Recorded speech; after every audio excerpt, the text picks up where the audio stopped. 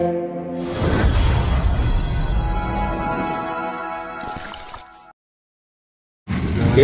ya. Ya tadi sendiri. Udah? Ya.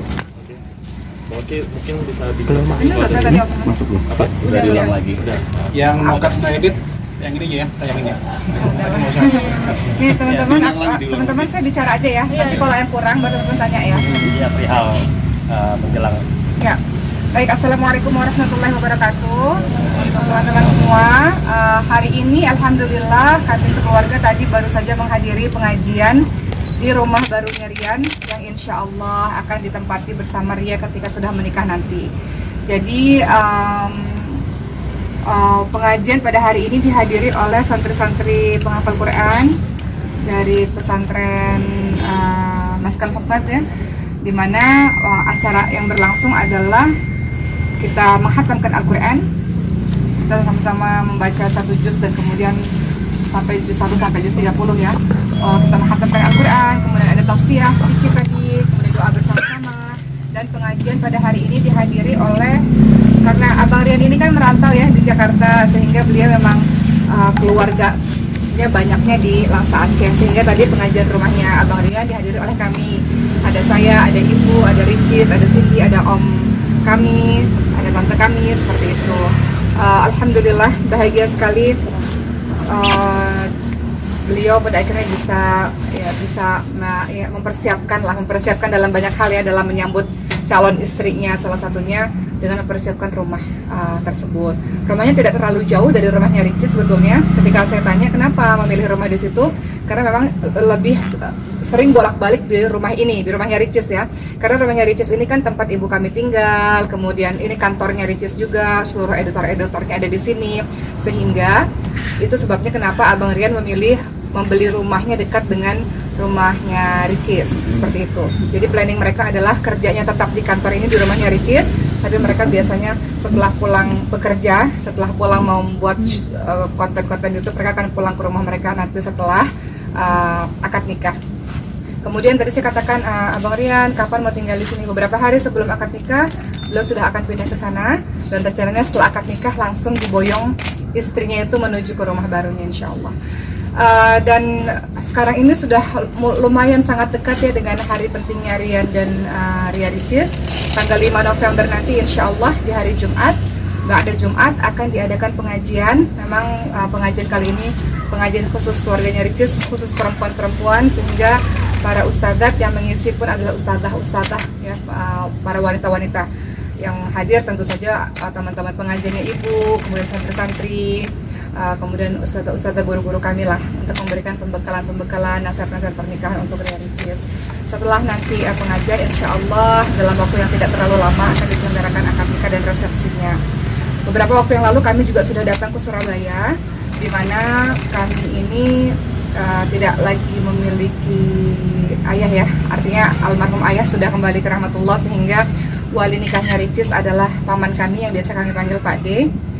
Beliau adalah kakak tertua papa nomor 1, namanya Pak D Darto, yang sekarang tinggal di Surabaya, dan beliau sudah sangat sepuh, usianya 80 tahun, sehingga harusnya beliau yang menjadi wali nikahnya Ria Ricis, tetapi karena kondisi beliau yang sudah sepuh tinggal di Surabaya, akhirnya beliau menunjuk wakil wali nikahnya Ria Ricis insya Allah.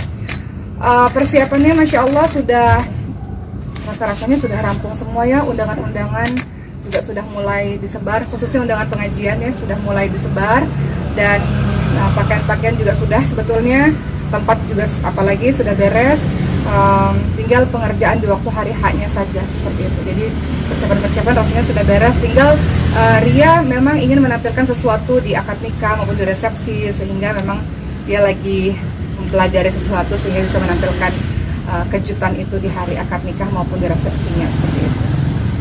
Oke, mungkin maaf, nanti ibu akan diboyong juga tinggal bersama atau ibu tetap di sini seperti apa? Ibu sebenarnya ibu ini kadang misalnya nginep di tempat Ricis, iya lebih ke rolling biasanya ke tempat Bu Oki, yang lihat cucu-cucunya kan yang lain ke tempat saya, jadi keliling-keliling sih gitu. Kalau ibu itu memang karena anaknya 3 ya, tinggalnya ya di Jabodetabek lah, bukan di luar kota, sehingga memang seperti kata Ricis tadi, ibu pindah-pindah, kadang di tempat saya, kadang di tempat Cindy, kadang di tempat Ria. Tapi memang lebih banyak saat ini ibu di tempatnya Ria, karena kalau di tempat saya anak-anaknya banyak, di tempatnya Cindy juga ada anak-anaknya. Terkadang ibu ingin suasana lebih tenang, sehingga memang di rumah Ria. Rencananya setelah Ria menikah nanti, ibu akan tetap tinggal di rumahnya Ria ini, ya, rumah utamanya Ria. Karena kami pun sebenarnya setiap Sabtu Ahad selalu datang ke tempat ini, seperti itu. Dan kemudian Ria pun tiap harinya pun akan datang ke sini karena kantornya ada di sini, tempat syutingnya ada di sini, seperti itu. Nanti biasanya sekian bulan baru ibu ke tempat saya, ke tempat Cindy rolling lah, seperti itu. Untuk undangan pernikahan sendiri ada berapa banyak sih kayak gitu? Dalam suasana masih corona ini memang terbatas ya teman-teman sekalian. Pengajian itu sekian puluh saja, kemudian akad dan resepsi juga sekian ratus ya, tidak bisa banyak-banyak, sehingga kami selalu mengatakan kami minta maaf karena mungkin banyak teman-teman yang akhirnya terpaksa tidak bisa hadir dalam pernikahan Ria Ricis karena terbatas sekali kuota untuk teman-teman yang hadir, seperti itu. Jadi memang lebih banyak keluarga dekat atau teman-teman dekat, seperti itu kan. Teman-temannya ibu juga ada, teman-temannya om kami juga ada, teman-teman guru-guru kita juga ada, seperti itu. Jadi karena memang sangat sedikit sekali, sehingga ya kami juga minta maaf kalau memang ada beberapa sahabat-sahabat di luar sana mungkin yang belum mendapatkan undangannya. Lagi-lagi karena suasana corona seperti ini sangat terbatas. Sampai di bawah 500 atau Nggak nyampe, paling 200-an ya. 200-an undangannya itu sangat sedikit. Pengajian itu undangan hanya 50 saja, dari pihak hotel pun 40. akad nikah juga 40 saja.